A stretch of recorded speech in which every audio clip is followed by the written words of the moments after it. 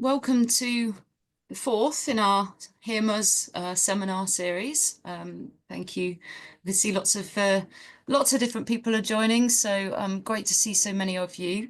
Today we have a couple of speakers. We have Johanna Boyer, who's a musicologist and researcher at Medell, and we have Bastian Sennett-Cunningham, who's the director of Meludia, which is a new online training tool, auditory training tool. And the talks are going to go very nicely together because Johanna is going to be talking about the benefits of Meludia for CI recipients, for improving musical outcomes in CI recipients. And Bastian is going to talk about some new developments in that auditory training tool and testing for hearing impaired users. So, Johanna, can I invite you to come on and share your slides? Sure, happy to. Okay, the optimize for video sharing is still on. All right, and then I just need to go into presentation mode. So Alinka, can you just confirm one more time now that I don't see you anymore? Yes, absolutely. Yes. So that's out of presenter mode and we can see your slides clearly. Thank you. Great. So you can see my slides. You can see hopefully me. Thank you so much for the opportunity of letting me share some of our work that we do at Medell. As Alinka already said, I'm a musicologist. I got my degree in Germany from the University of Würzburg, but I do live now in the United States at the East Coast. And I'm responsible for music at Medell, which is a pretty wide topic. So I mainly focus on research, but as well as rehabilitation, of course, with the focus on music training. And then I do collaborate a lot with all our areas and all our departments for educational purposes, for workshops, and all kinds of music initiatives that we do at Medell. So today, the title of my presentation is Benefits of Online Music Training for Cochlear Implant Recipients with Meludia. And so I want to start this presentation and talk a little bit about the importance of music training. I'll introduce Meludia, although we have the co-founder and CEO of Meludia here. I'm sure he will share some more. I thought since I'm the first speaker, I'll give a little introduction and show you some of the exercises so you better understand when I share then some of the research findings that have been published or that are ongoing as of right now. So just, to give you a little overview for my presentation. All right. So I thought kind of to start this topic with, I wanted to say a little bit about the different research interests that are related to music and cochlear implant research. And so research that focuses on music and cochlear implant aims to understand different areas of interest, such as the implications of hearing loss and how it compares. So for example, how do perform cochlear implant users compared to hearing aid users, compared to normal hearing individuals? And then, of course, we are very interested in understanding different indications, such as unilateral cochlear implant users, bilateral, bimodal, individuals with single-sided deafness, and so on. Then we have different age groups that we focus on, often children versus adults, or also older adults that are, of course, a focus. And then another area that we are all very interested in, of course, is technology and the implications or the differences, such as coding strategies or front-end algorithms, everything that is newly developed. Another area is, of course, clinical practice. I think for music, you know, one interest is in how fitting, different fitting methods maybe impact outcomes. There might be, of course, other areas, but that's definitely an interest for me personally. And then the last area that I kind of summarized here in this graph is rehabilitation. So what happens with music in that process of aftercare and in training? So kind of to finish up this little summary that I have provided here in this slide, in the past, you know, in music and cochlear implant research, I think the thing that first was investigated was music perception. And so how do cochlear implant users perceive music? And at first they used behavioral measures such as, you know, pitch tasks, rhythm tasks, timbre tests, instrument identification to understand how cochlear implant users perceive different elements of music. But then there are also, of course, various studies where objective measures are used, such as EEG studies, to understand how the brain responds to stimuli. Another area is to understand music appreciation of cochlear implant users. And their, you know, this is typically, of course, about their subjective perception. And so typically we use questionnaires or let them rate sound quality.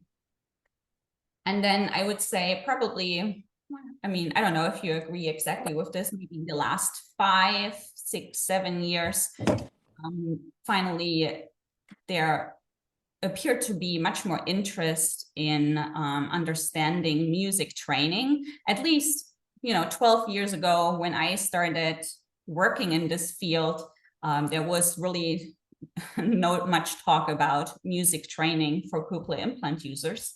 But in the previous years, this has become of much more interest, which is wonderful to see. And so there, of course, we, you know, try to understand what are different types of training that could be available for cochlear implant users, and what are the effects or transfer effects that we, you know, ideally can see there. Okay, so as mentioned in my overview, I wanted to share a little bit about the importance of music training. And so I thought I would share some new data that I collected last year. Let me go to the next slide. So at Medell, we developed a new music questionnaire that we're currently running a validation study. And so in the past year, I collected data from 262 adult cochlear implant users. And here you can see some demographic information of this population.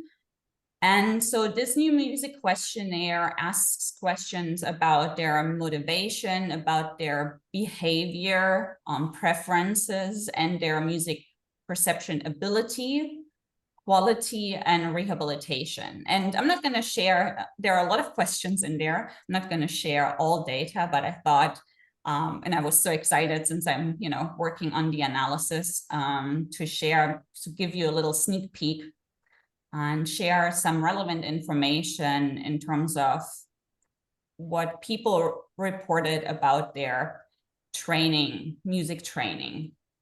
So kind of to start things off, let me share some data related to the question, how important music is in cochlear implant users' lives. And here in this graph, you can see that all options are represented from not at all important to very important, but of course, important, you know, more than 80% does find music important from moderately important to very important. So we know, and this is probably nothing new to you, that music is important to individuals with hearing loss, and in this case for cochlear implant users. I thought I'd also share the reasons for why individuals listen to music. So here they were asked, why do you listen to music? And the main point I want to make is that, you know, the majority of individuals, so 87% say the most important reason is for pleasure. That's why they listen to music. And I just want to, you know, bring this into focus because, of course, this is a big motivation for us to look for resources for music training to enable them to enjoy music. All right. So moving on a little bit more to questions related to their music training. So one question we asked was, have you actively practiced listening to music with your cochlear implant or implants? So here you can see 71% said yes, and 27% said no. So it's a good percentage of participants that do practice listening to music, but of course, there's still people that need some maybe convincing or some counseling or some further conversation about why they do not practice listening to music. Of course, if it's not important to them, then of course, everybody has their own priorities, but you know, sometimes there are some reasons or some circumstances that might need a little bit encouragement to go down that road of practicing to listen to music. Another question we've asked was, have you experienced that the more you practice listening to music, the more enjoyable it is to listen to? And here are the results. So a little over 50% say, yes, they have experienced that. Then we have also about 27% that said, no, we have not experienced that. And then we also added that option of answering by saying, I haven't practiced listening to music. So, you know, out of these individuals that say, no, I have not experienced that, of course, there are also some of them that did practice listening to music, but didn't see a big effect. But these are preliminary data, and I still have to, you know, do a lot of analysis before better understanding some of these answers. So again, it's a little sneak peek for you. Okay, so let's talk a little bit more about the individuals that say, yes, they have practiced listening to music. And so we asked them, you know, what exactly is it that you have done? And here you can see in this graph different options they had. And you see, you know, the majority here, 63%, reported they listened repeatedly to familiar music. Much less participants listen to unfamiliar music. And then we have like some different options. Maybe of interest is that 34% said that they've practiced music listening for more than 3 months. Of course, you know, it's important to understand sometimes, okay, you have practiced, but how long have you practiced? So what I see here, or maybe I should keep my comment to the end of this slide. Let me show you some other data. So what we also asked about is, aside from music listening, like sitting down and listen to music and practice that, we've asked about other music training approaches that you can see here, for music therapy, music workshops, their own practice of instruments or vocal, like no matter if these are lessons or if they practice at home by themselves. Then, for example, virtual or in-person regular music meetings in the US. In the US, for example, we have the music hour that quite a few cochlear implant recipients attend, that is hosted by Ray Goldworthy from, I think it's the University in Los Angeles or Southern California. And then we also asked about online music training, for example, with apps or web applications. And you can see, you know, in comparison to active music listening, their participants have used these other music training approaches much less. Music therapy, we have 1%. So that translates to about 3 individuals out of these 262 participants.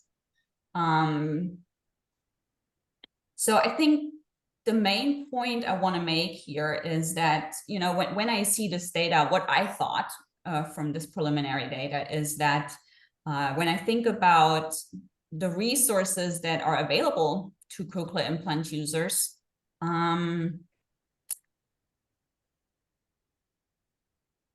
the majority so far has focused on a lot on, you know, information and brochures to help them practice music listening. Like, you know, Medell, for example, has had various brochures that talk about, okay, here is how you can start your music listening training by listen to familiar music, listen to some simple music, not complex music. You know, listen in a quiet room and so on. And so I feel like this is represented, you know, here in this data a little bit. And then other training approaches, at least in this population, we don't see so much yet. And in some comments from a few recipients in the US, so this is all data collected in the US, some mentioned even when they answered this section that they didn't know that something like this was even possible or available. So it seems like, at least for some of these individuals, they are not aware that they can practice, that they maybe should practice, that they have such resources available, or that they maybe can look for it. And so I think, you know, there is some work to be done to maybe talk with professionals or make more resources available, promote more of these resources so that cochlear implant users are aware that they have access to such resources for their music training, for their benefit.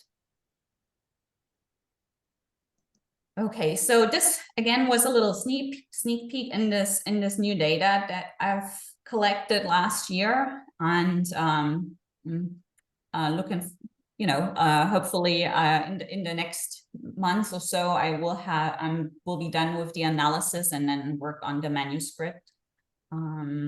So stay tuned if you're interested. Okay, so I wanted to share briefly, you know, one slide to talk about that. Of course, we are, and I'm sure you are as well, aware of benefits that music training can have. And so these studies that are listed here are from research literature that is focusing on normal hearing individuals, not individuals with hearing loss or cochlear implants. Although I have to say, more and more studies are done in this area, and I guess I could have put another slide together with what's going on, but today I do want to focus on the benefits of music training with this online program, Meludia. So this is just kind of a little reminder that at least in normal hearing individuals there have been many benefits through music training and relevant benefits for our field, for individuals with hearing loss, where they could benefit from.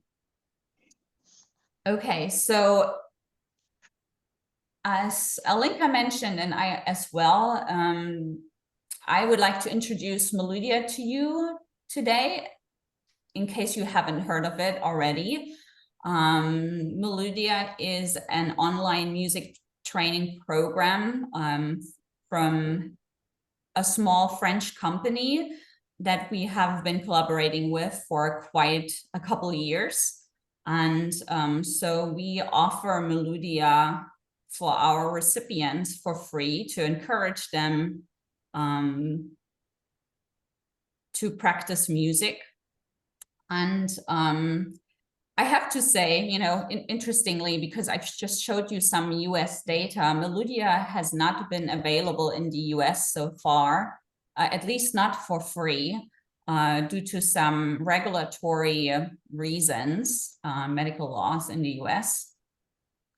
And so we so far have globally promoted this resource to our recipients, except for the US.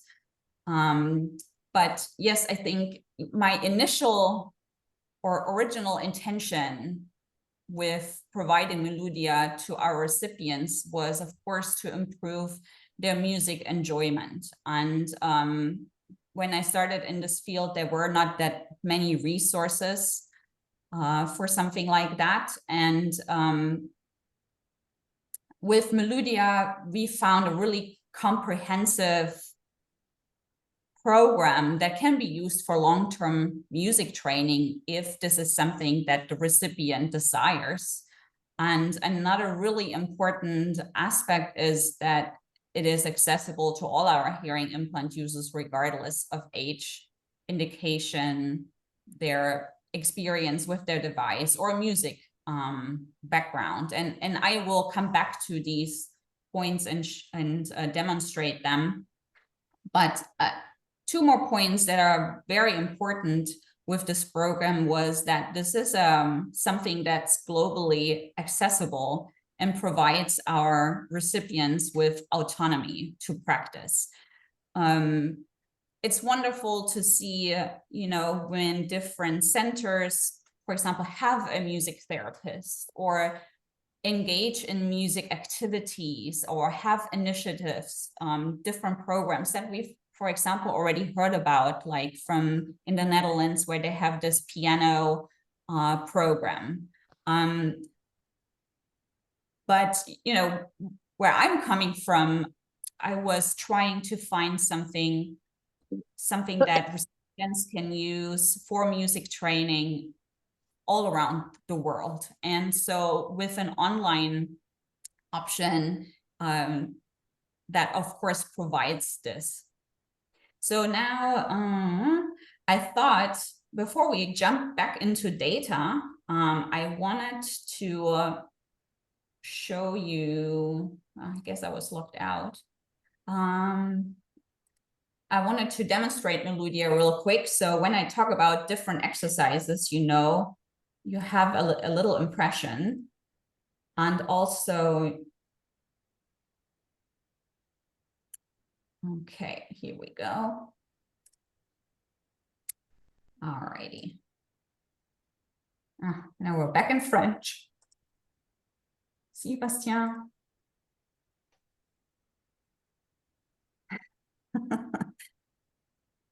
Okay. All right. So let me just for 2 minutes share what Meludia is all about and make a few points. So Meludia consists of four main modules: discovery, intermediate, advanced, and expert. And with these 4 modules, you have over 600 exercises, and they use over 1 million sound sequences to create the different exercises. As I said, this can be used for long-term music training if recipients are ambitious. And so with that, you have a lot of, you know, potential with this program. each of these modules has 8 what Meludia calls stars due to the shape. And then when you click in one of these stars, you can see that you have exercises that relate to 5 different musical dimensions, such as rhythm, melody, harmony, spatialization. That's what Meludia calls it, which is, related to pitch, and then form.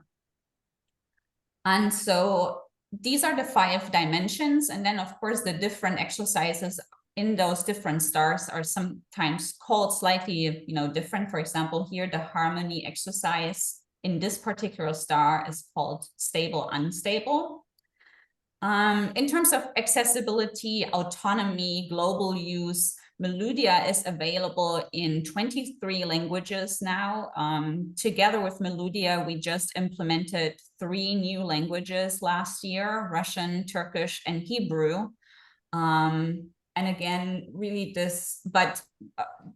even when Meludia and Medel met for the first time, they were already available in so many languages, which just, speaks to the fact that we can support many recipients around the globe. All right. Let me show you 2 exercises, and then we'll move back to the data. All right, so this exercise is related to melody. The task is the melody ascending or descending? So let's listen to it. Ascending. Descending. Okay, so as you can see, you can read what is the task. You can listen to the sound samples before the exercise starts. And when you're ready, you can click play. And so I'm gonna play for you for a second here.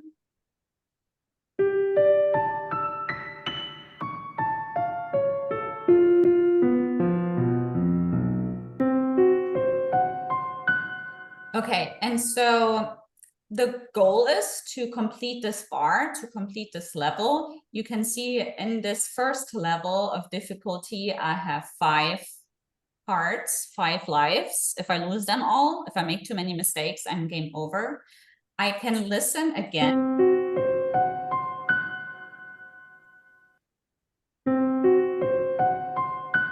And if I make the right decision, I get a green response.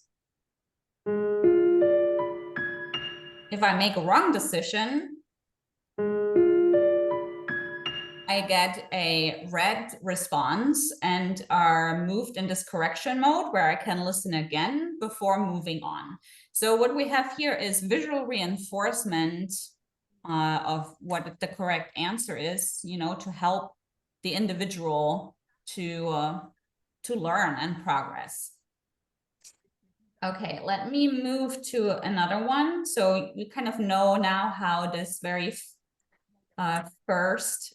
So just to remind you, we are in the discovery module in the first star. So these 5 exercises are the easiest exercises there are in Meludia.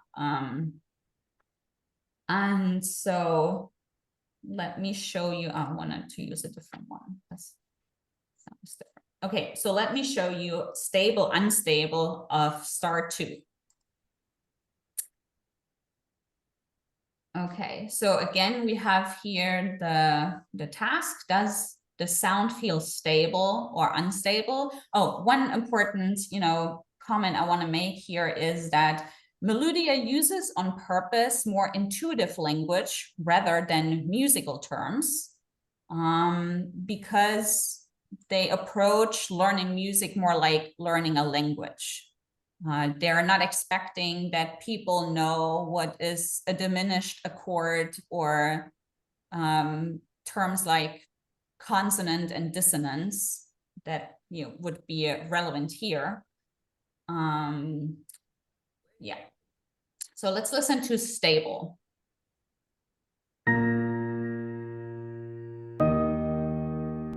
Okay, let's listen to unstable.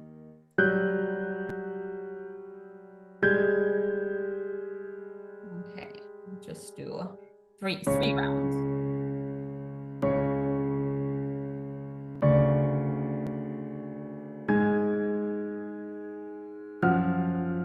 Okay, all right. I hope you all could hear that well. It's kind of odd to talk to I cannot see you. So I hope you're still there. Yeah, we heard that well, Johanna. Okay, great. All right, so I think you got a little impression, and maybe Bastien will, talk more about Meludia during his presentation. I just wanted to share a little overview, a little introduction, and some of the exercises, because I do want to now move on and share some data and some results from various studies that have been done in the field. So when Meludia and Meludia and I found each other first, and we started our collaboration, the first thing we did was conduct a study in our laboratory here in the US to evaluate the suitability of Meludia for cochlear implant recipients. Because Meludia was originally developed for normal hearing individuals, for music students maybe in mind, but really for everyone that's interested in learning about music, yes.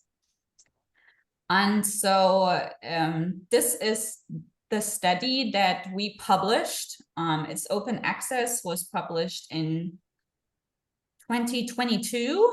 And as I said, this first study focused on evaluating the suitability of Meludia for cochlear implant users. We had 38 participants in the study in our lab, and here are the demographics. I think the main point I want to make is that I think this is a good representation of cochlear implant users. We have a wide age range from 19 to 81 years with distribution of gender. We had participants with all kinds of experience with their device, from 6 months to I think 12 years or something like that.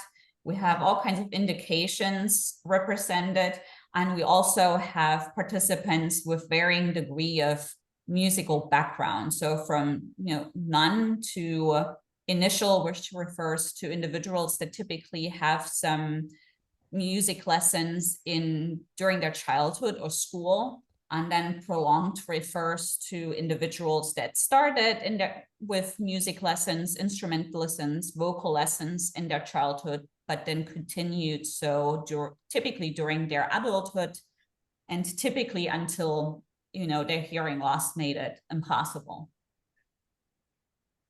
All right, so let's jump right in the outcomes. So let me explain this graph here on the right. So these are the results for the melody exercise from star 1. So this is the exercise I showed you just now with the ascending and descending melodies. And so what you can see here on the x-axis is the percentage of participants that completed a level across. So we have level 1 through 5 on the y-axis. So the main point I want to make here is that you can see that 100% of the participants completed the first 2 levels, and then we see a little decrease until we reach level 5. So with increasing difficulty, we have less participants complete the level. And then the different colors refer here to the points. So at the end of an exercise, if you respond quickly and make no mistakes, you can get up to 3 points. If you make maybe 1 or 2 mistakes, you get 2 points. And if you make more mistakes, you can still achieve 1 point. And then, of course, if all lives are lost, you have to start over, and you did not complete the level. And so what you also can see, for example, is as the difficulty increases, for example, the 3 points, how many participants still achieve 3 points decreases. So let me kind of summarize the results of this study. So overall, we tested 14 exercises of the first 3 stars of Meludia, because we wanted to, I mean, we're restricted. We have some limitations, right? We cannot evaluate 600 exercises. So we wanted to understand, you know, what is going on with the easiest exercises that Meludia offers, because we want to understand, is there an access point for cochlear implant recipients? If the exercises are too difficult, then people cannot practice with it because they get frustrated and stop exercising. So there needs to be a certain level of success that needs to be possible for recipients. And I think that's exactly what we see here in this exercise, in this graph, because 100% of participants were able to complete those levels. And so overall, I can report that, you know, good access to the easiest exercises, independent of type of musical task, is given.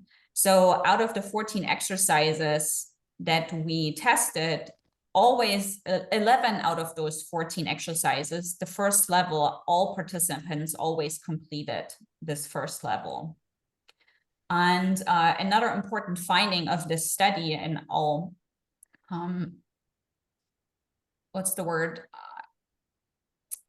I'll explain more why that is. Another important finding was that Meludia can be used by adult CI users independent of age, indication, duration of CI use, and musical background. So when we looked at the factors, at the demographic factors, if that has an impact on the results, we found that there was no difference, and which, especially for musical background, was surprising for me, because I assumed that musical background would be a factor where we would see a difference. But that was not the case, at least not for the easiest exercises. And this is a good result insofar that it means that Meludia can be used by all cochlear implant users. So no matter if you have your device for 6 months or for 3 years, it provides an access point for them to practice and to use this tool.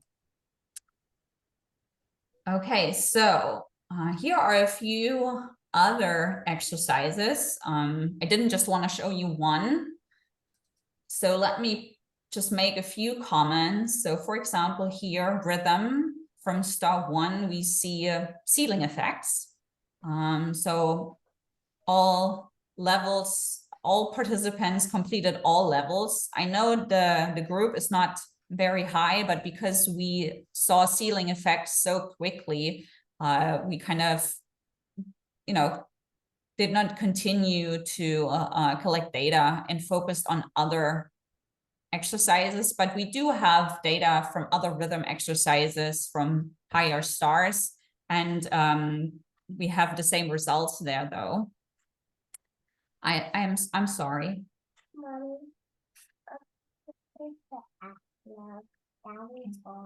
Daddy's gone. I'm so sorry. I apologize, but today we have not had snow in 3 years, but today we do. And so the schools are all closed. And my husband said he would stay till 10, but apparently he did not. I apologize, but you have to go outside. So the children are home. Thank you for your understanding. No need to apologize, Johanna. North Carolina hasn't seen snow in forever, but of course, when I am trying to give a presentation, that it happens.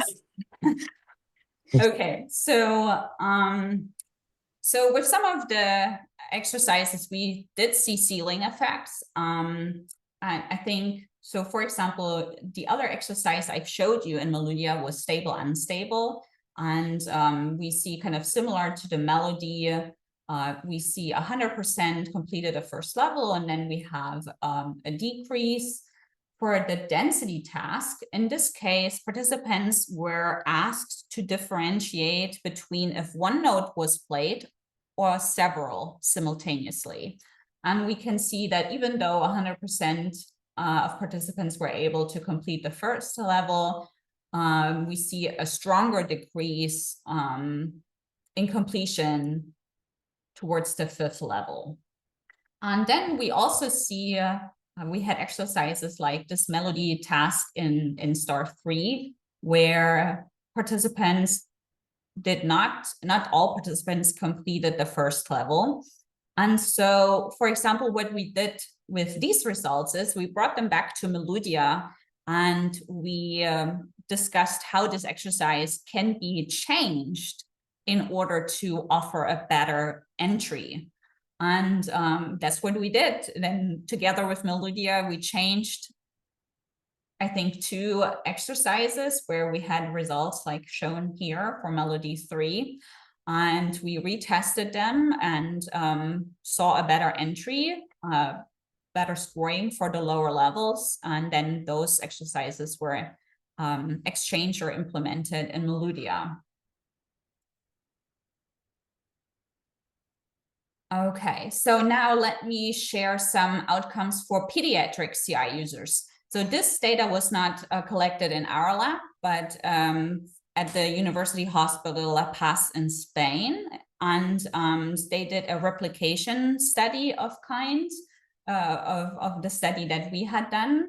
And so here I just wanted to show you kind of similar results, where we also have good access to the easiest exercises. So here, this graph is kind of the other way around. We see the percentage here and then different groups they had. So we have children with cochlear implants, the normal hearing control, adolescent children with CIs and their normal hearing control. And so for this task, spatialization in star 1, this is a task, a simple pitch task, which note is higher. And we see that for this very first level, all participants completed it. Here's a different exercise, stable, unstable, but this is only the very first level. And we also still see a really high performing over or 85%. And I think what we can see too in both of these slides is that the pediatric groups perform similar to their normal hearing peers.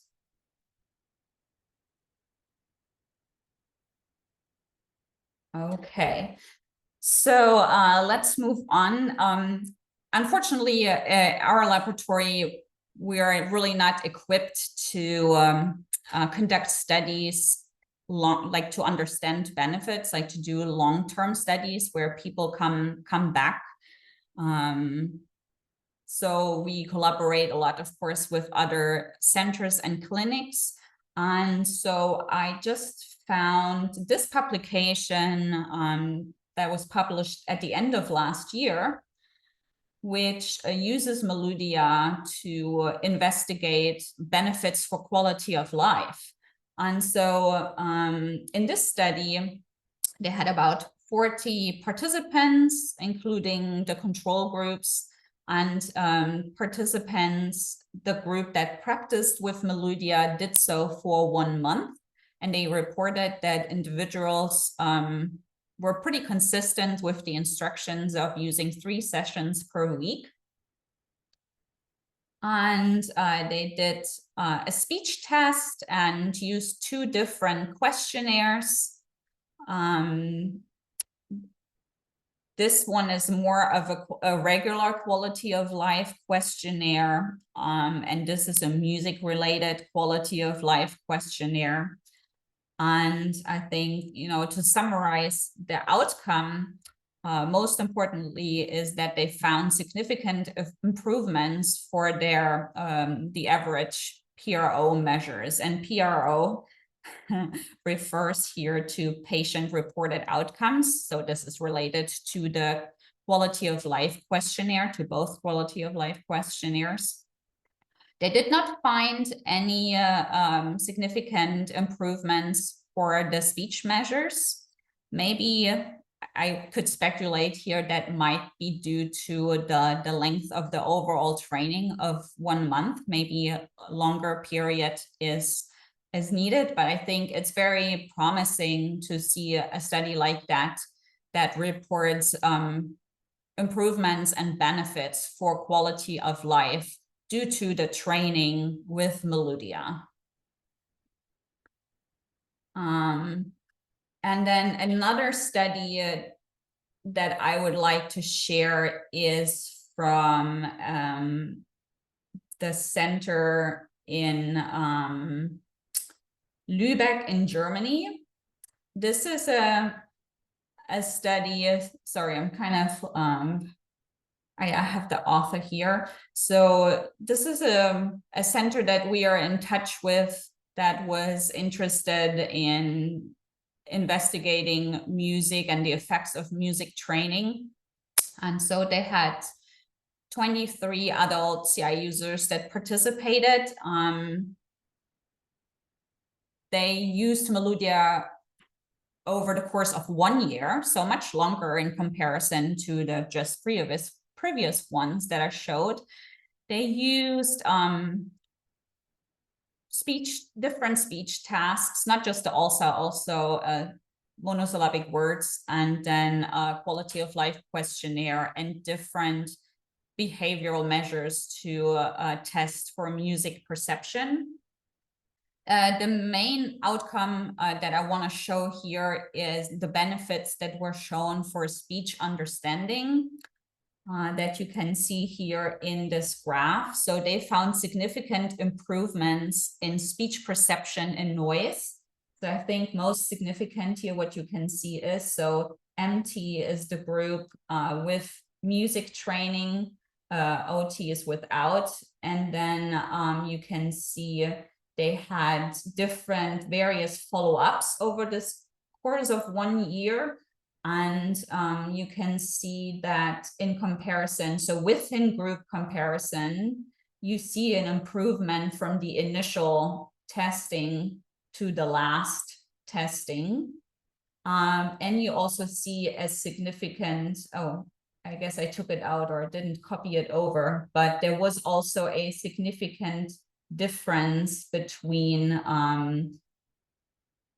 the groups, so between the music group and the group that did not train. Sorry, I kind of must have forgotten to take that out. If you're interested to hear more of the study, so this study has not been published yet. They're working on the manuscript, but in last November, I hosted an experts online where Dr. Hollfelder, who's responsible for the study, presented data from the study, as well as Bastian Senek was one of our guests, and a speech therapist who talked about how they use Meludia in speech therapy in their center. So if that's of interest to you, I have here the link, and I can share the link later when I'm done with my presentation in the chat. So the recording is still available if you would like to know more. So I'm pretty much at the end of my presentation. I think last but not least, what I would like to share is I'm so excited that we have Meludia as a partner and Meludia available as a resource to our recipients on a global level. And the next exciting thing is for me that Meludia will be soon available in the US. That means to reach more of our recipients. And it's really it offers so much. I think maybe one thing I haven't mentioned is that it can be used by children and adults. I guess it was obvious due to the data. It just has so much potential, and it makes me excited that we have a resource like that we can offer, and that, of course, other individuals with hearing loss and other cochlear implant users can use as well. And so we are promoting it heavily. And but we, of course, do have a few other resources if you're interested, such as Musical Ears, that provides support and guidance for professionals and parents who would like to engage children with hearing implants in musical activities in therapy, school sessions, or at home, which is available on the Medell Academy. And we also have new resources like this brochure, which is designed to provide, again, support and guidance to hearing professionals who work with adult cochlear implant recipients. And so it's tailored for professionals to engage with cochlear implant recipients, no matter what their knowledge of music is. So thank you so much. I think I've talked for a pretty long time. Thank you for your attention. And of course, I'm open for questions. And I guess I'm gonna stop sharing here. Great, thanks so much, Johanna. Just a really, really clear overview of the tool and the way it's been used, and it's just it's so promising.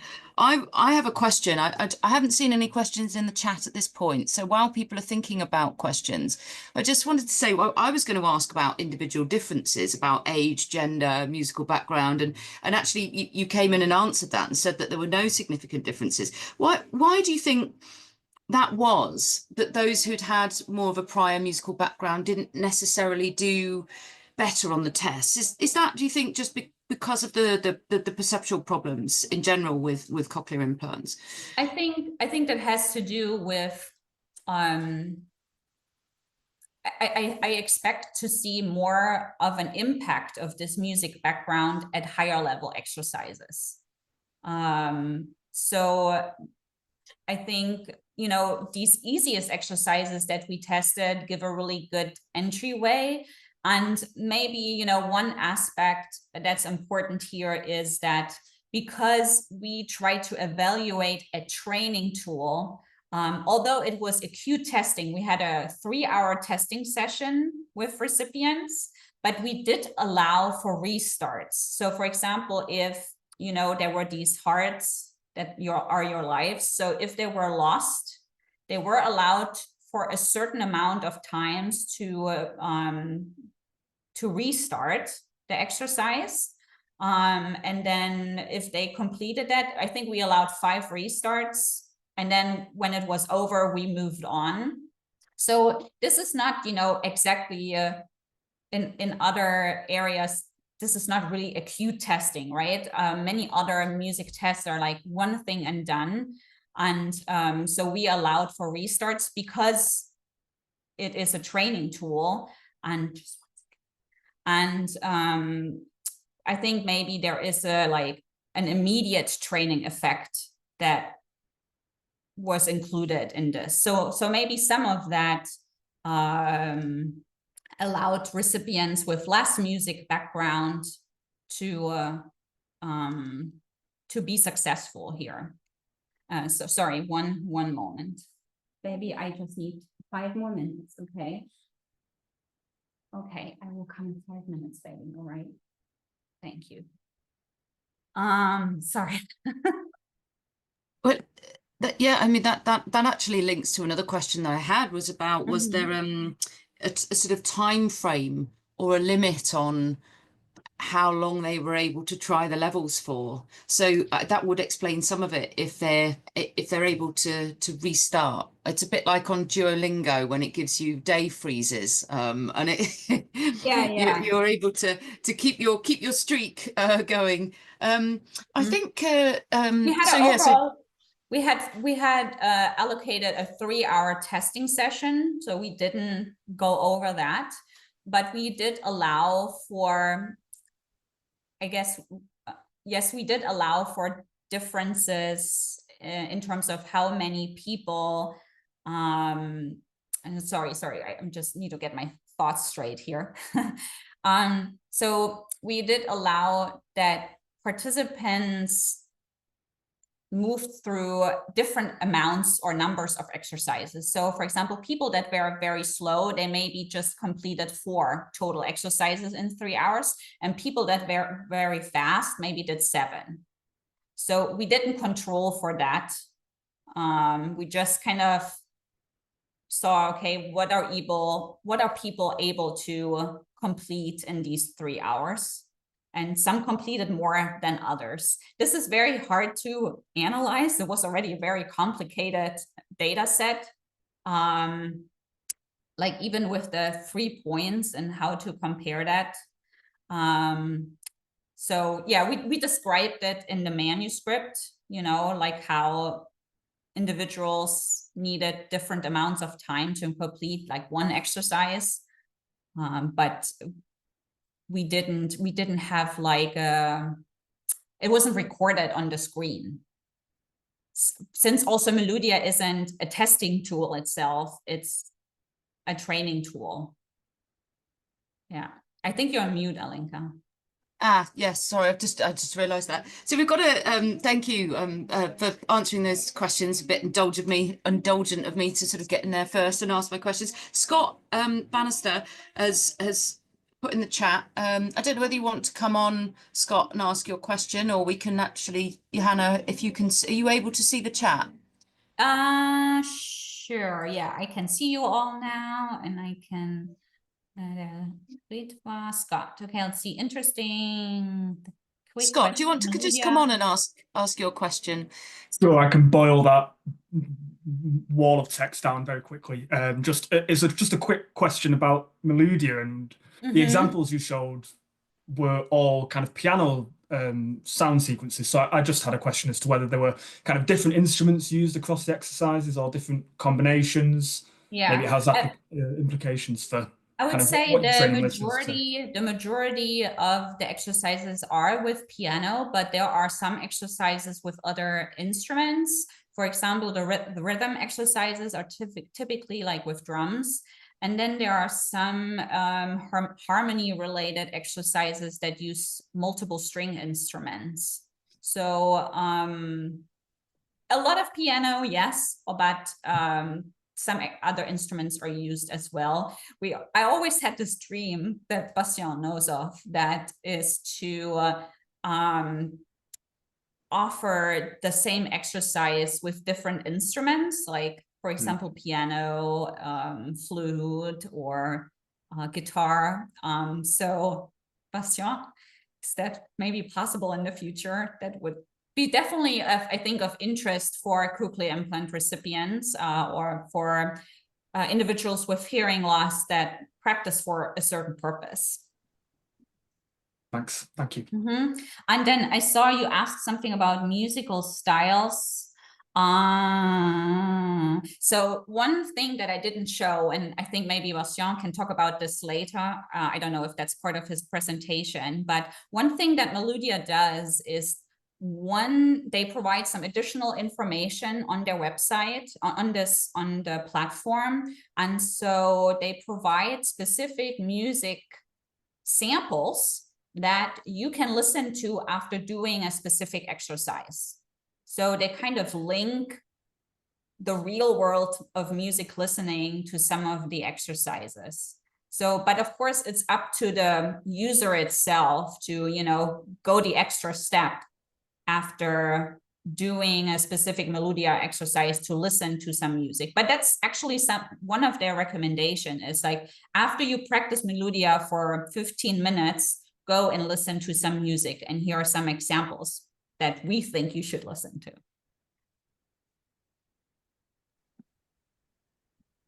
Great. And can I bring Kai in, who has a question? I was just so impressed by these initial numbers you showed us with your survey on the 80% of CI users with importance or considering music of importance. Seems like you hit sort of into a music conservatory for CI users or something like that. I was just interested whether you could tell us a bit more about the sample that you collected these data from. Yeah, so we used HearPeers to recruit participants, which is kind of the community that Meludia uses kind of to connect to recipients, kind of like more than just a mailing list. You know, they do activities, but of course people are not everybody is active on the same level. But at least this is a way to reach out, you know, via email or a newsletter to recipients to really a big amount. Like this went out to, I think, like 1,000 people or more. And so I think that, you know, from the demographics, I guess I'm not sharing anymore, but let me just look real quick. I think when you look at the demographics, I felt like it's a good representation of participants because, you know, the age range was 21 to 88 years. We have all kinds of indications: bilateral users, unilateral, bimodal, single-sided deaf. And of course, there are many questions or data that I haven't shown yet. I think there are, in terms of the importance of music, there are definitely individuals that say, yes, music is very important, but since I have a cochlear implant, you know, I have difficulties or challenge. But they still rate the importance of music very high, even if maybe they don't listen as much anymore. So, you know, one thing we ask a lot about behaviors such as how often do you listen, you know, like daily, weekly, and then how much music do you listen to, like 3 hours, 10 minutes. And so, of course, I have to see what is the correlation between these answers. And but I would think, I don't know if this is significant, but looking through the data, there are people that say music is very important. They rate it very highly, but then they actually don't listen as much anymore. I think some of this importance is kind of related to their feelings to music before their hearing loss. Does that make sense? Oh yes, totally. So I mean, there's no cost of saying that music is important to oneself, but then it might not be the best metric of how to really assess that, right? But as you say, when you have the numbers regarding their daily life and how how many hours they actually listen to music, so this would be probably very interesting to look into that in detail. Yes. So there is still a lot of more to learn and put this in perspective. So I think, you know, just it's important to them, but then how is that related is another question. And there's still a lot to that I need to analyze and show.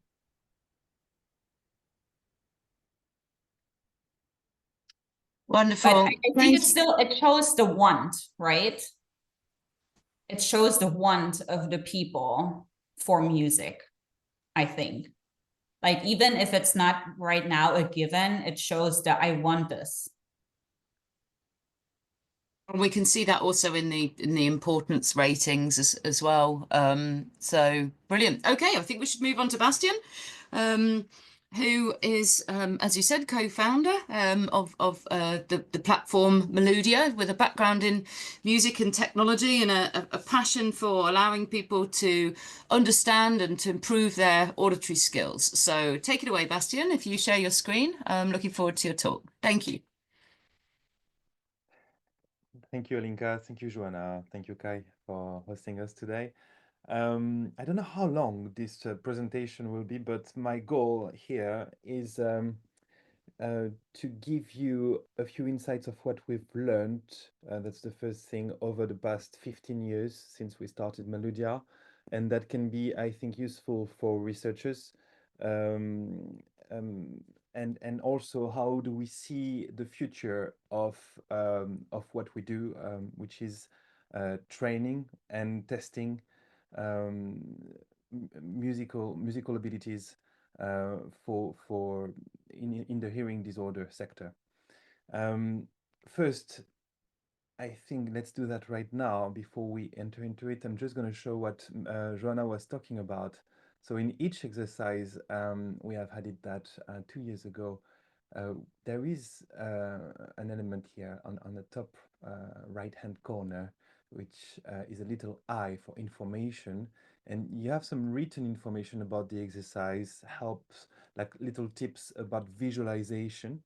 We'll get back to that in a moment when I do my presentation, but the idea of the mental and musical representations are fundamental in Meludia, and it's not easy to explain an auditory representation, something that people are going to hear or have to hear by words or by visual or by kinesthetic representations. However, we're trying, in the example of ascending and descending, we can talk about the vertical ladder, which can be helpful, or we can talk about the way of an object. Yeah? So something heavier would be represented for most people by a sound which would be lower. But it's not necessarily true for everyone. It's just some ideas that people can use to make some bridges in the brain, and in order to understand and to be able to recognize what we call an ascending sound or descending sound. And then on the right, you have some musical examples. We're going to listen to one. You're going to tell me if my sound is okay.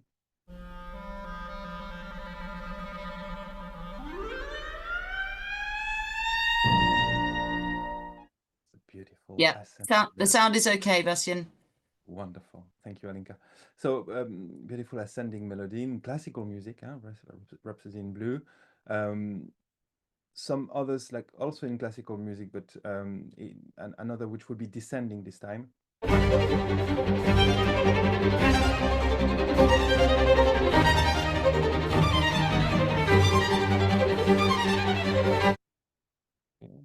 And of course, not only classical music, fortunately. So last one, Isn't She Lovely by Stevie Wonder.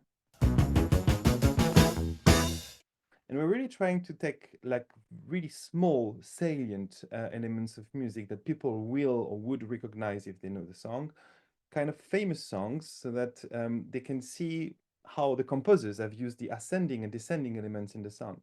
And of course, the more the exercises become difficult, the more we're always trying to keep a good level of understanding and a good bridge between what people hear, the culture, and the musical notion. So if that's clear, I mean, if we have time and if you're interested, we can check some more exercises and some more things at the end of the presentation. However, let's move into what I wanted to talk about today.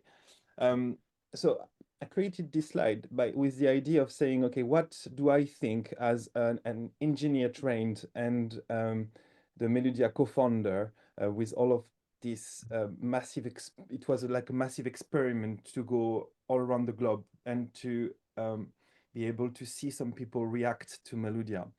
Some people train with Meludia, mostly normal hearing users before we moved to people with hearing disorders. But to figure out what we found that could be useful for you. Really happy to discuss those things. Just a disclaimer, every insight I'm going to share are based on field observations and not scientific research, even if Johanna mentioned some scientific research which was done by researchers and not by us. And most of them concern normal hearing users, but I think they can be applicable to people with hearing disorders. The first thing, Johanna talked a bit about that, but it seems like the musical tasks that we chose in Meludia, and notably in the first exercises of the platform, the most easy one, involve a lot of cognitive plasticity. It feels like people who start on a task can very quickly make progress into this task. And that brings a first question when we look at the music research in music. It's the distinction between training and testing. The idea that we created a training tool, I think we should not forget that in order to create this training tool, we send some stimuli, okay, which are auditory stimuli. People answer to this stimuli saying, okay, is it in this box or in this box or this kind of stimuli? And then, so it's a test, basically. People are being tested with the stimuli and with the question. And then what we do is we adjust the next stimuli based on the answer. Okay, so based on how you move forward, based on how quickly you're gonna react, and you're gonna say, based on if you give a good answer or a bad answer, the interactive experience is going to adjust to the user's reactions and replies. And in it all, even if it can be used as a testing, it's also a training. So there is they are very intertwined. And it feels like it goes very quickly, which means like only after a few trials and with the correction mode that Johanna showed you, it feels like people make progress. And when you use Meludia with a child or even with an adult, and you see them discovering a question, most of the time they have never been asked this question ever. Is this melody ascending or descending, or how many beats do you hear, or is it stable or unstable, or is the sound in the low pitch or in the high pitch, sorry, low pitch or high pitch, or all of the other questions. It's not common question that being asked. And however, you can see some hesitations in the 2 or 3 first goes, but very quickly it feels like the brain catches it and goes much quicker to answer the task. And also the rate of wrong answers diminish very quickly. And after 1 day, after 2 days, it's very interesting also to come back to the exercise and to see that this task has remained accessible and can be performed even better. So that was my first point about cognitive plasticity. The second one, and I hope I will trigger by saying that some debates. I hope we can discuss this.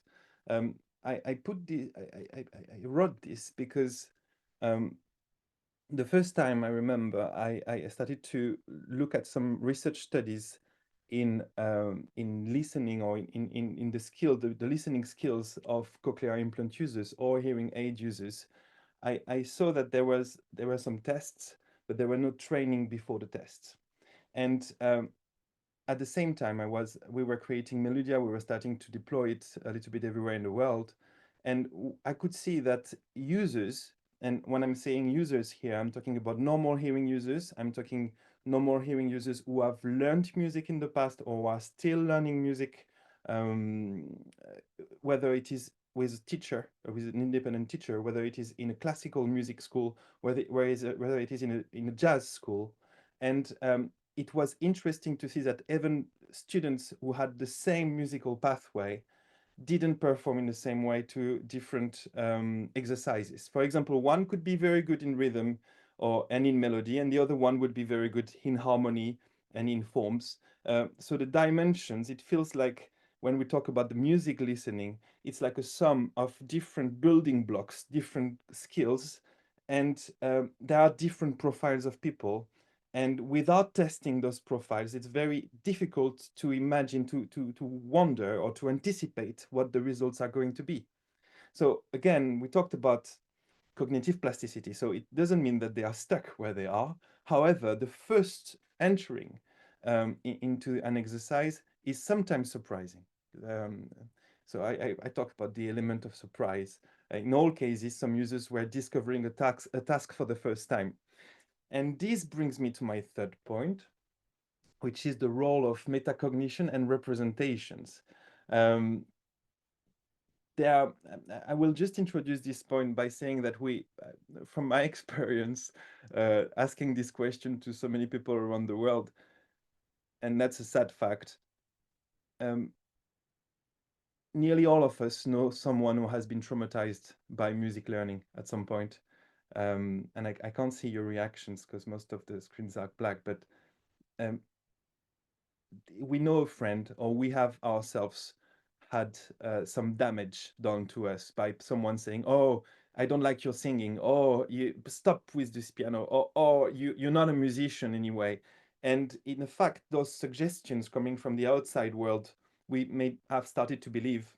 And those representations of ourselves, the internal narration, like, am I good in music? Am I not good in music? Can I hear? Do I have the musical ear? Don't I have the musical ear? Are having an impact on how the people are going to be performing into these tasks. And it's like when we did Meludia, there were a lot of people, for example, who were very afraid at first. No, I don't want to be tested on my musical abilities. Like, it was like there was some suffering in there. And I'm just saying that because when we are testing, or when we are training people in those fields, it feels like the inner auditory abilities are something quite intimate.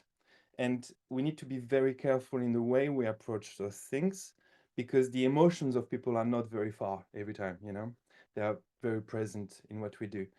So in here, I wrote like metacognition, like, do I think I can do this task based on what I know about myself is going to have an impact. And we can see some people blocking because there's something here emotionally that was stuck, or there is also the idea that some people who have a good musical level, who have done the conservatory, they've been to conservatory, they have done 5 or 10 years of music, they're like, yeah, I have a great musical ear, okay? I have a great musical ear.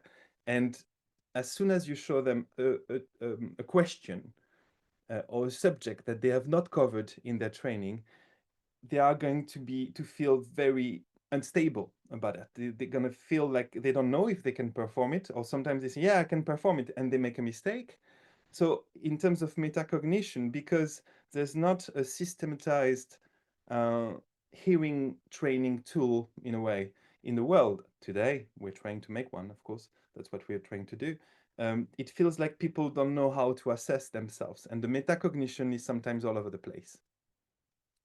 In terms of self-perception, I talked a bit about that before. Am I a musician? Am I good in music? Do I have a good musical ear?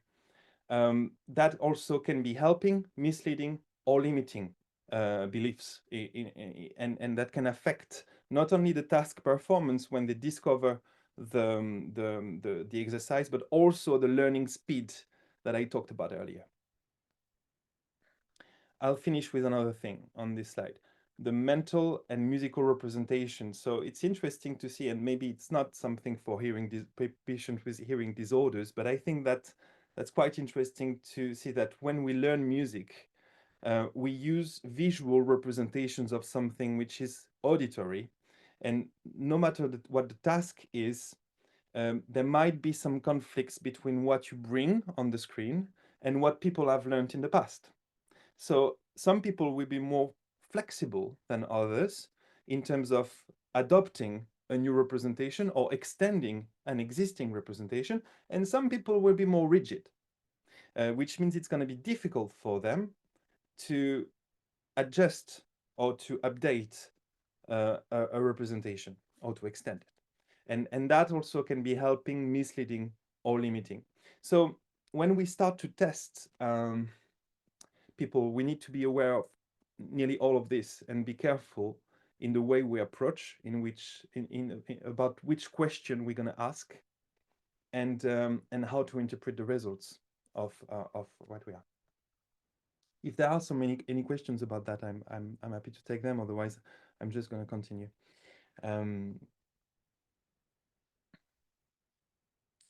Okay, now with all of this, so we've created Meludia in 2012.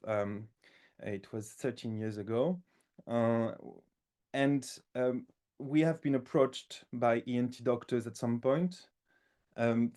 who were interested in deploying it to their to their patients. And then we met with Dr. Charles Lim. We had this first study in 2016. And then we met Johanna and we started a very great partnership with Medel, which means we have taken the time to learn as much as we could on the hearing disorders field. But first and foremost, Meludia was not about hearing disorders, it was about learning music. However, those years have been very useful for us to understand better the context of hearing disorder patients. And now for the years to come, addressing hearing disorders will be at the core of our strategy. We are going to go more into this field because we think there's a lot we can bring to this field, and we love this field. So we go. And I will before I start with this one, yeah, I just want to talk about why and how we have created the app that I'm going to introduce to you right now. There's a new app coming. You saw the web application with Johanna and I a few minutes ago. We have created a new app, and the basic experience that happened is that my co-founder Vincent Chantrier, who is the person who has created the Meludia method, is really the co-creator of Meludia together with me, has suffered a major hearing disorder 2-3 years ago. I mean, he already had problems since he had a tympanoplasty when he was 17, so his hearing went down and down. And 2 or 3 years ago, it was in 2023, August 2023, he had to get some hearing aids. And the story behind that is he was very resistant at first to have hearing aids, but at some point he couldn't hear his family anymore. It was difficult in meetings, so he went to an audiologist in France and next to Angers. And the process lasts for 4 months approximately, between the moment when he had the hearing aid at first and then he came back for control sessions with his audiologist. And every time he went to his audiologist, we had a call, and he told me, I don't understand how, like, all of the questions that I am being asked when I am in those control sessions are very hard to answer, even for me. And he said, and if it's difficult for me, I can't even imagine. Remember, he's the creator of Meludia, so in terms of auditory perception and performance, he's one of the most incredible person I know, at least. And he's a musician. He's been a professional musician for 30 years, so he's got a great musical ear. And he said those questions about what I perceive, if I want it to be louder or quieter, are very difficult to answer, because I don't know how to shape the sound. I don't know what they can do, what they can't do, etc. With their hearing aid. And so after 4 or 5 sessions, he said, I really I really feel bad, because my audiologist said we are at the end of the process of fitting the hearing aid. They say we can't improve it anymore, and I don't know how to help them to improve it. And so he came up with this test that I'm going to introduce to you right now. What happened is he came back, like he did this test at home, and he came back with the test and the audiologist. To the audiologist, he showed the test, showed the results of the test, and it was that. I will show that to you in a second. And basically what happened is that the audiologist managed to say, oh, with that I can work. And by doing that, they worked together for another 3 or 4 sessions in order to use this data and to help him improve his fitting for his hearing aids.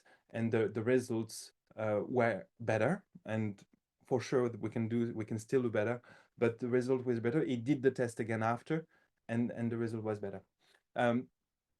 So going back to Meludia Hearing Better, which is the app that we are releasing this month, the idea is that we believe that by testing users, by having users being tested at home on their hearing abilities, with a very small training and giving back the data to the audiologist, we believe it will be possible for the audiologist to personalize how they accompany the patient and maybe how they do some fittings. Okay, and we believe also that by doing that, we'll be able to introduce the patient to rehabilitation, also help the patient communicate their needs when they are in a control room, which is sometimes difficult, as we saw with Vincent, and creates a positive loop of improving the fitting and improving the brain that hears, that listens. So let's dig into it. Let's dig into it. We start with one dimension that we are testing now. We have been creating a pilot study. I will talk about it in a minute.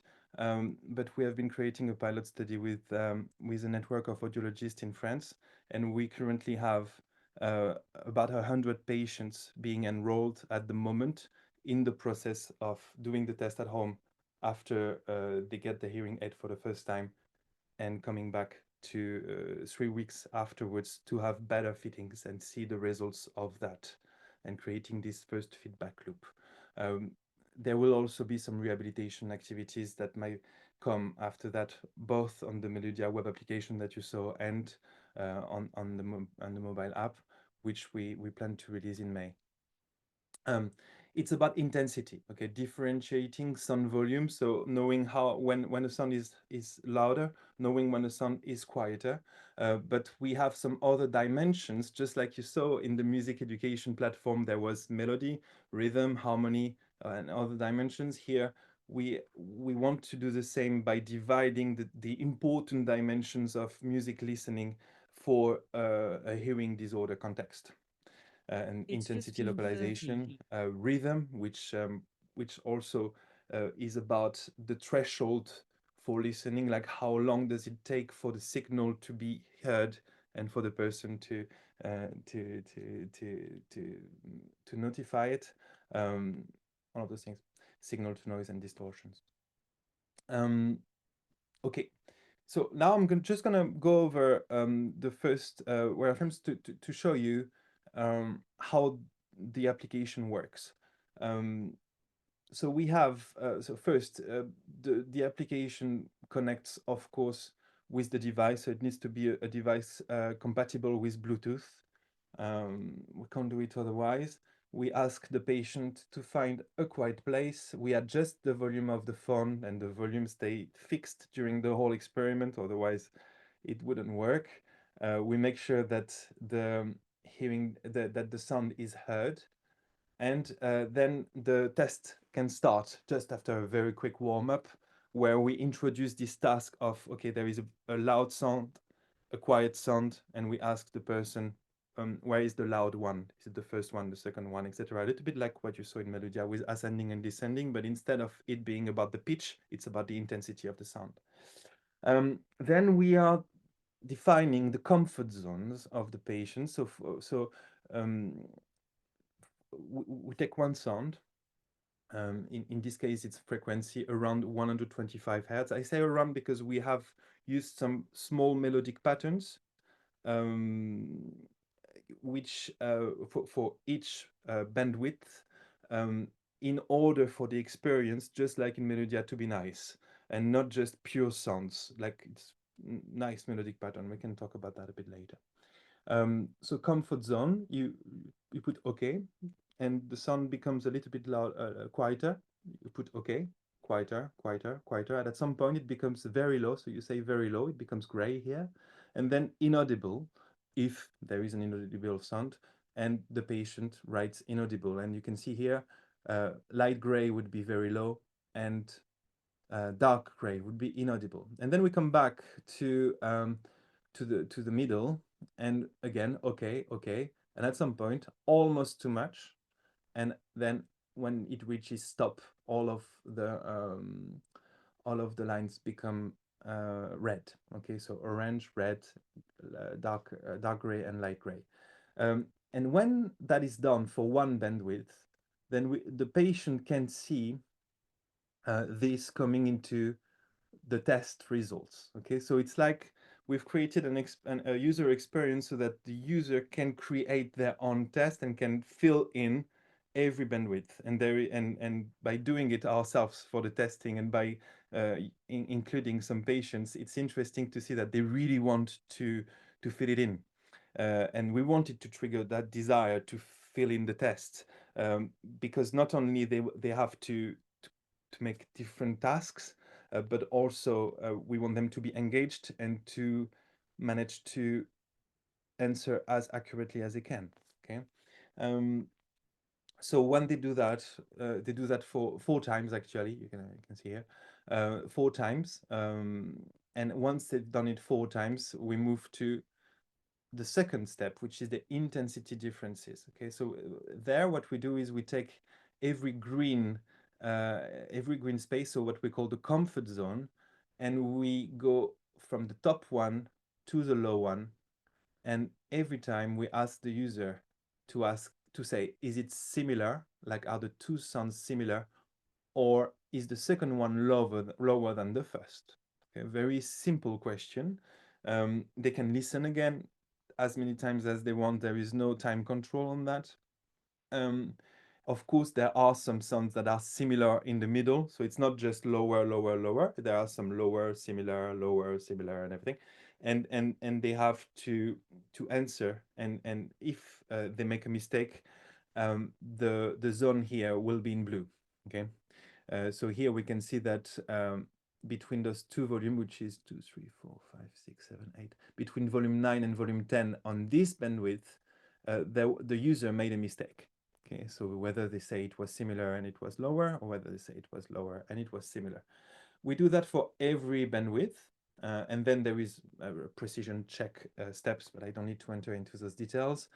And then it means that the 4 bandwidths are done, and we go to the second session, then third session, then fourth session. There are 4 sessions for 4 bandwidths each, which means 16 bandwidths overall. And at the end, this is what you get. Sorry, it took me a little of time to get to that, but the idea is that you can see for each patient how they perceive the intensity of the sound on each of those frequencies, not only in the low sounds. Okay, so we can see here that the high, I will just zoom in it, the high pitch sounds, there is a very high threshold on the low intensity sounds. You can see also when there is a problem with the high pitch sounds, sorry, high volume sounds, excuse me, and you can see, and they can see as well, when there is a problem for them to make the difference between two sounds who have different volumes. Okay, so of course there is a training effect to that, and we want it to be a training effect to that, because the more they train, the more, in a way, the cortex discusses with the auditory cortex, and the more the user can be aware of the differences in volume. So we believe that it's not only the fitting that is going to improve the user experience with the device, it's also how they train to analyze the sounds. Okay. And just to finish, a few elements. We want to establish this new Meludia app as a medical device. So we are starting a pilot study. I talked about that earlier, with a leading French audiology network. We also are in touch with the team of Paul Avant at Institut Pasteur in Paris, to make a clinical study at some point.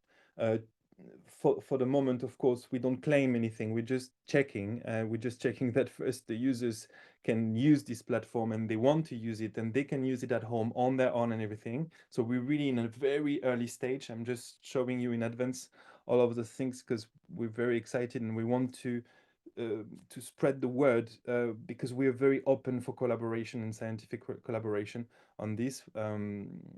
Yeah, in order to be a medical device, and also in order to help to help empower the patients. I think that's one of the words. And I think that's what I wanted to say.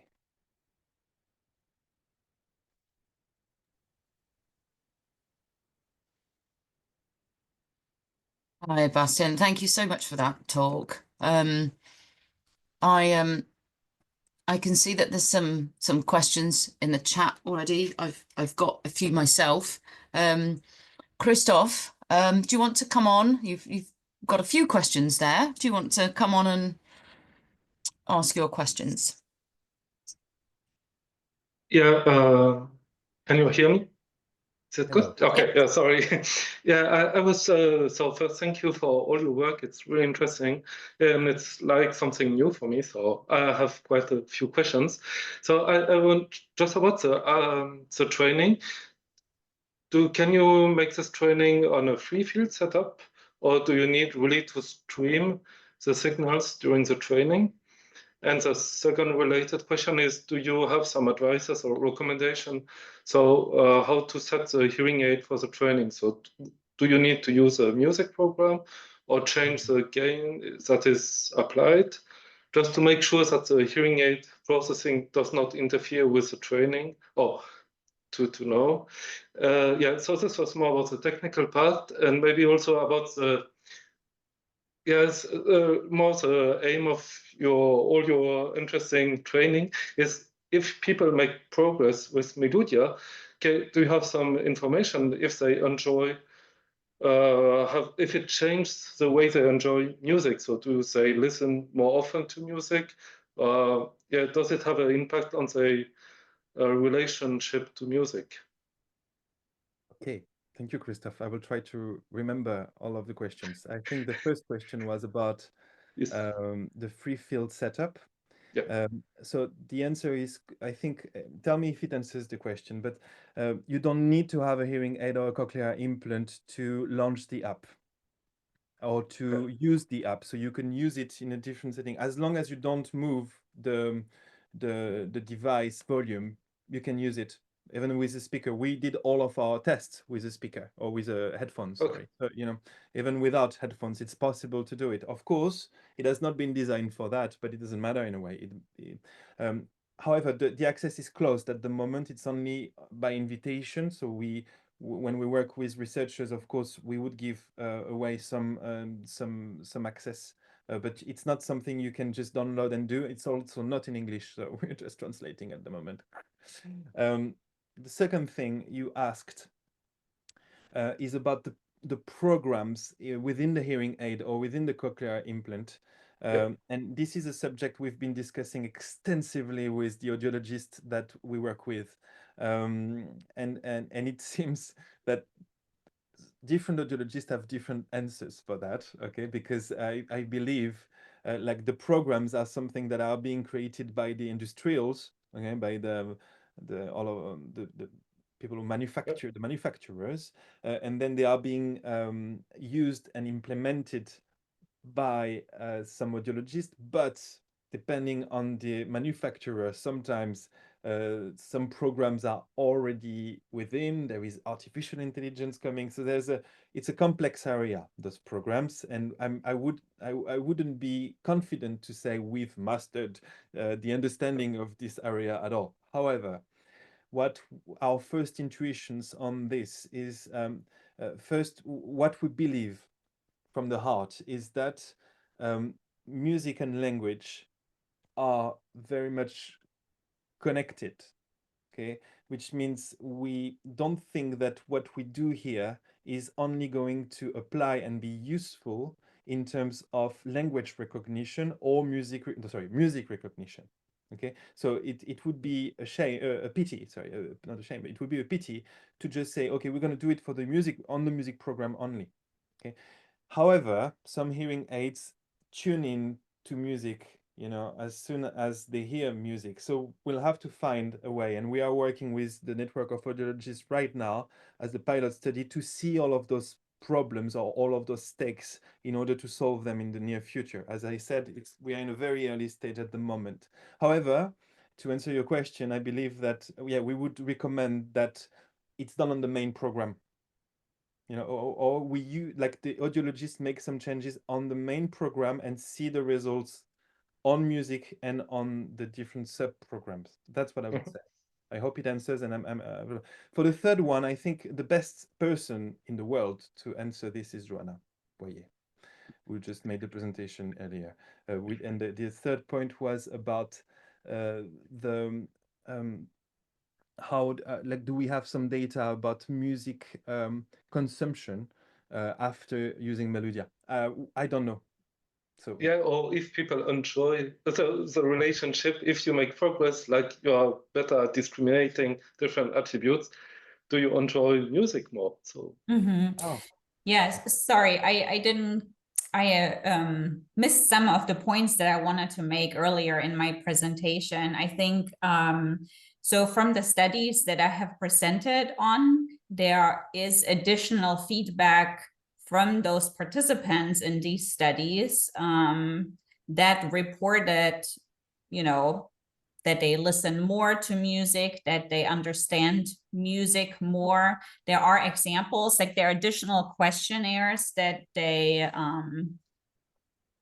for example, there was this quality of life improvement with the Italian team. And so when you look into the study, into the details, which I didn't go in all the details, I kind of just shared the main point, the summary, as they use this that originates, the original version is from the UK, this music related to quality of life questionnaire. And when you look there into the results, in the details, they said, yes, it improved their perception. It improved how they behave with music, that they listen more to music. And there are similar results reported from the study in Lübeck in Germany as well. And then we, together with Meludia, of course, we also have access to a lot of data, like how our Medal recipients use Meludia, but it's such a big amount of data that we haven't, related to your question, we haven't yet found the best way, or we're just not yet at this point where we are analyzing all the data that we could. So, but yes, so there are reports from the studies that show what you asked, and we are also working on better understanding how recipients use the app and what impact that has, and how we maybe can ask additional questions to gather more information. Does that answer? Thanks. Yeah. I think that's a really interesting question, and also a really deep question that goes into sort of the fundamentals of what makes music listening worthwhile. And it would be really interesting to collect data on this question on a large scale, I think, because for me, it's not directly obvious that these types of insights you get from Meludia scores, which measure some sort of structural inference in music, so the degree to which people can infer musical structure and make judgments about structure, how this correlates with aspects of sound quality and what they can make of the music. So I think that's a really interesting question. Yeah, I agree. And Bastian, just one moment. I just wanted to say, I think there are studies that show that recipients become more active and more interested and report more enjoyment, but there's still a lot of work to be done. And I think, that is definitely also something where I'm interested in, working with all of you guys, because we have so many more questions and would like maybe some help in understanding the data that we collect.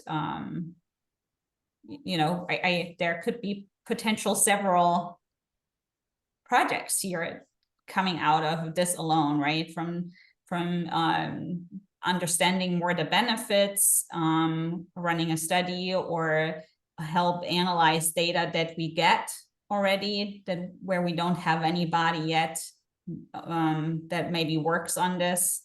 So Bastien, you also wanted to comment. Yeah, I mean, not at a scientific level, okay? I wouldn't be able to comment on it, and I think just studies and good protocols would enable to answer this question with a scientific basis. However, what I can tell you is that we have designed Meludia to do that. Okay, we have designed Meludia to bring more enjoyment in music, and there is a common thing in music education around the world, is that there is the written tradition and the oral tradition in a way. You know, there are those people who have never read a score in their life. If they don't read music sheet, then they can play much better than you or me. However, there is also the written, most dominant in a way, very dominant written tradition with notably classical music, but not only. And this this brings me to one of the things that Vincent Chantrier talked about, him, the co-founder. He came up with a framework which we can have strengths and weaknesses, so please don't judge it too hardly. This framework is called the SEMA, S-E-M-A model, okay, with sensations, emotions, memory, analysis. Okay, and he says that we can approach music, our music perceptions, through different spectrums, and it's important to develop them all in the end. But if we had to start by one, if we had to choose one, it would be the sensation. The sensation, which is, and in Meludia exercises, you saw some exercises like with ascending and descending, with the beats. It's very sensorial, like you don't have to analyze too much to say, like, this is a sensation that you have to grasp, and you have to analyze a sensation in a way. Then there is what we call the emotion. When you say the emotion, it's not like, do I like it or don't I like it? It's more, what does it make me feel? What is the emotional resonance of something that I hear, which can be very useful. I don't know if, like, I'm sure most of you are musicians. I will take a very simple example on this. It's for musicians, it's major and minor. When you ask a musician about major and minor, there's a very interesting thing that can happen, and that loops back to what I was talking about in terms of heterogeneity of musical ear. Some musicians, they will say, oh, this is C, E, G, so it's major. Yeah. And that's a very interesting point. Like, they have like some kind of perfect pitch in terms of sensation. They know which notes are being played, which, for example, I can't do. I don't have perfect pitch. And then they make a direct connection between the notes that they heard to the analytic, and saying, I know that C, E, G is a major chord. Okay, so there is no emotional base in this kind of reply. Some other people, they will say, oh, I don't know the notes, but oh, of course that's major. Oh, you know, they feel the major. And what we have tried to build in Meludia is the different building blocks of those music emotions. Like if you had a palette that you could extend and figure out that you can use your sensation, you can use your emotion, and then you can name, then you can memorize, not the other way around. In a way, learning music like we learned our own language, through listening and imitating, not through analyzing and reading and everything. You know what I mean? Then the reading can come, of course. We're not anti-sheet music, absolutely not. However, in terms of developing this enjoyment and this pleasure of music, going through those emotional building blocks seems to be a very important thing.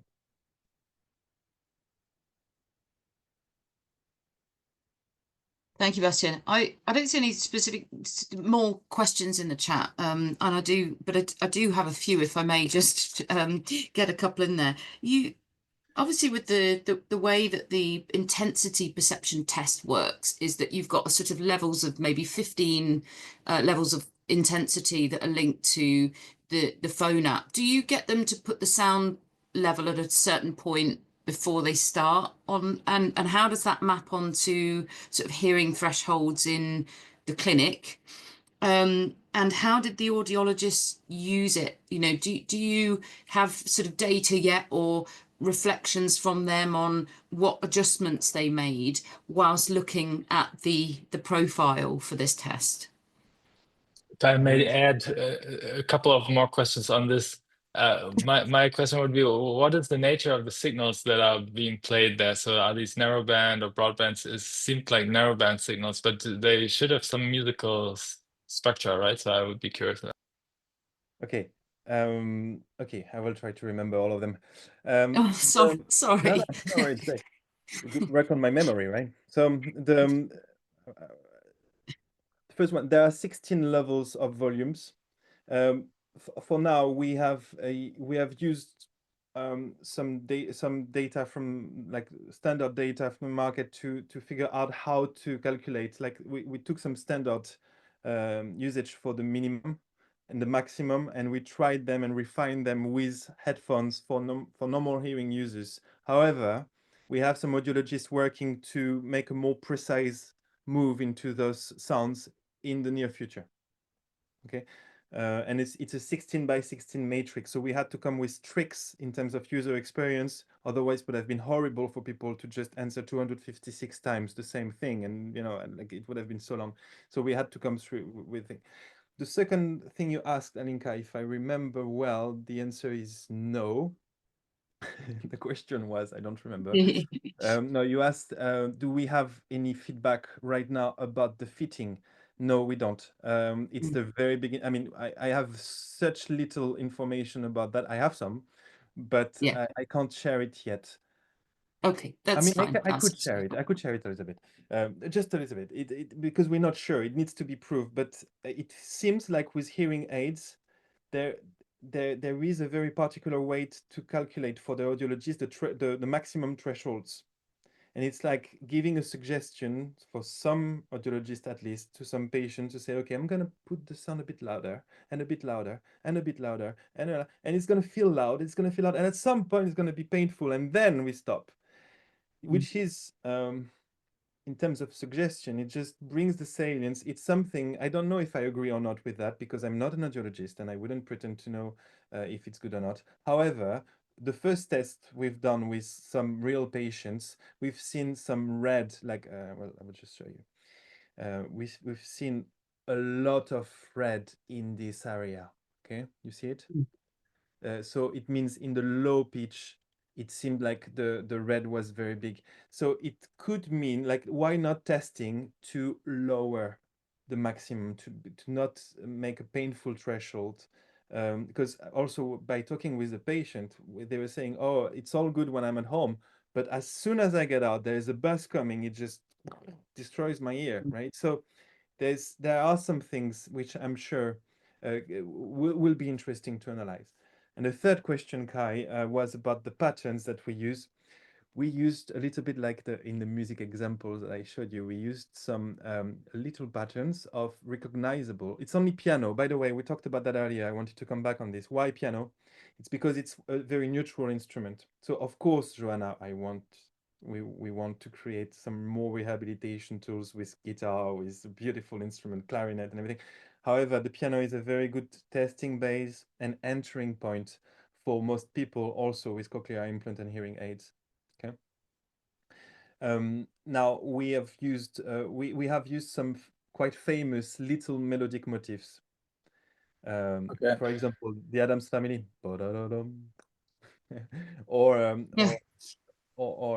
James Bond or something. Like just it's only on And one. then you I didn't get how the individual bands that we're seeing, the frequency bands, how you got that. That was via filtering or So yeah, we have made the choice. That may be something that changes in the future.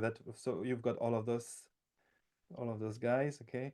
But we have made the choice to only filter down, not up.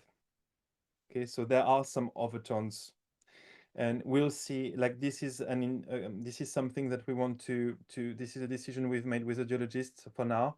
We'll see if we maintain it or if we need to change it. Okay, but for now, what we believe is that it's a good decision. Does that make sense what I said or not?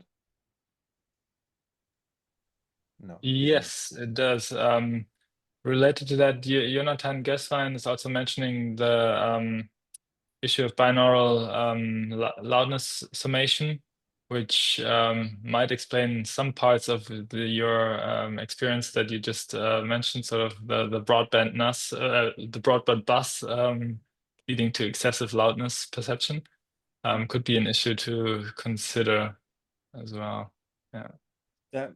Again, we are working with audiologists. We want to work with researchers. We want to work with with as many people as possible to have the information. But now that we have the tool, in a way, changing the sounds are very easy. If we want to, splitting and creating another experiment could be easy as well. So the idea, the difficulty of our work is really to make the platform the user experience so that users can actually use it at home and test themselves. And then we can see the parameters and modify the parameters. So that's why we rushed to create this user experience. And now we're doing the pilot studies to have first information on this. So very happy to discuss that with you. Okay, thank you. I think we're going to have to draw to a close now. I was just attempting in the chat to respond to Geraldine, but I'll just say that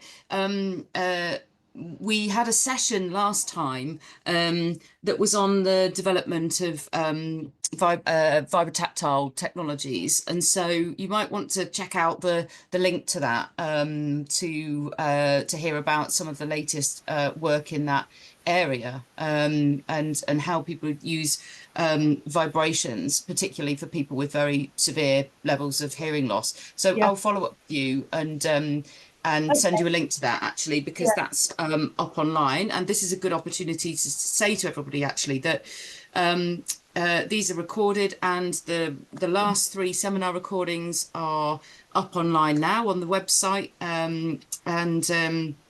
Yeah, so do go and have a look and share those as broadly as you want. The next speakers are Dr. Scott Bannister, who's going to be talking about the Cadenza project, which is something I'm part of as well, which is developing innovative signal processing methods for improving music sound quality in hearing devices.